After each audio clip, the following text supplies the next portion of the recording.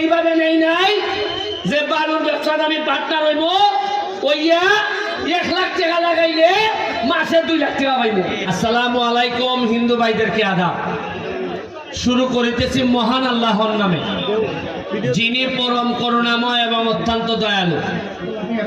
আজকে প্রথমেই বাজারের যে ব্যাক্স, আমাদের যে বাজারের সমিতি, তাদের প্রধান সমস্যা হচ্ছে গিয়ে যানজট এবং এই বালুর গাড়ির সমস্যা।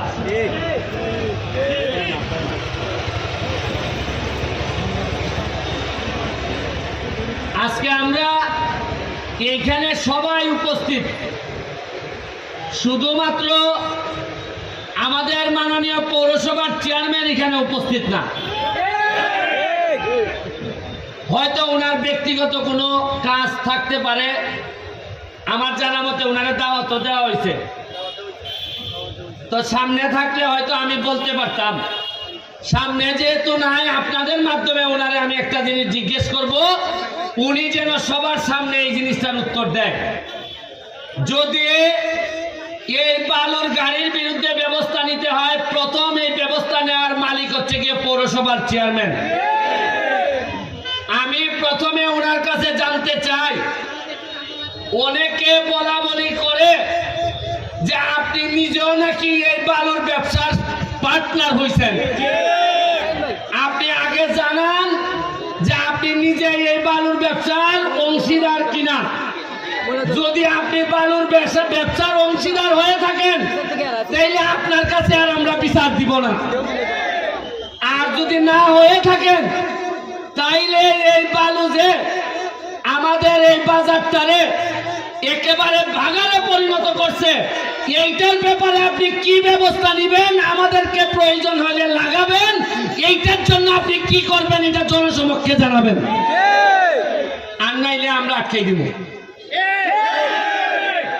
আমার হলো গিয়া, আমি এলাম গিয়া এপিলেট ডিভিশন পৌরসভা উপজেলা চেয়ারম্যান। তারা যদি কোনো ভুল করেন, আমি ওভারটার্ন মারার ক্ষমতা আমার আছে। আমি টার্ন মারলাম, যদি উত্তর দিতে না পারেন তাহলে আমি ওভারটার্ন মারবো।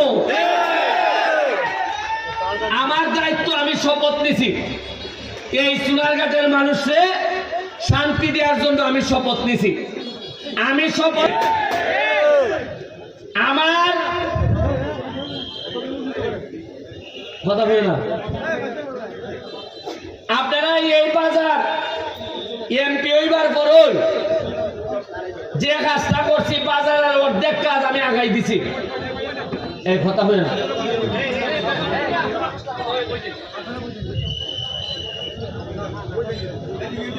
আপনারা আজকে যাইবার সময় আপনারা খোয়াই নদীটা দেখতে যাই।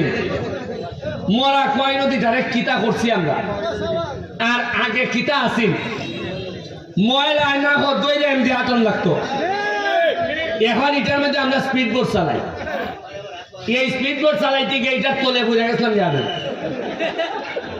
তলে বইরা উপরেটা দেখি আকাশ দেখা যায় না, দেখি উপরের খালি স্পিড বোট দেখা যায়। তখন আধা মিনিটের লেগে মনে হয়েছে মনে হয় মরমু।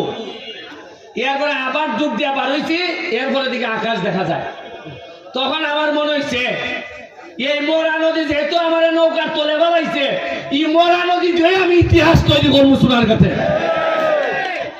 ইটারে 2 ঘন্টা রাস্তা, পুরা 3 কিলোমিটার।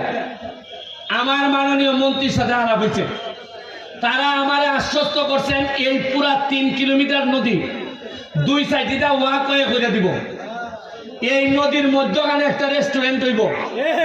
আপনারা আইতে আইতে গিয়া নদীর মধ্যখানে ঝুলন্ত রেস্টুরেন্ট, এখানের মধ্যে গিয়া আপনারা খাওয়া দাওয়া করবা, একটা দারুণ রেস্টুরেন্ট হইব। এটা খালি খাইবার লেগে না, যতটা না খাইবার লেগে তার চেয়ে দেখবার লেগে মানুষ আইব বেশি।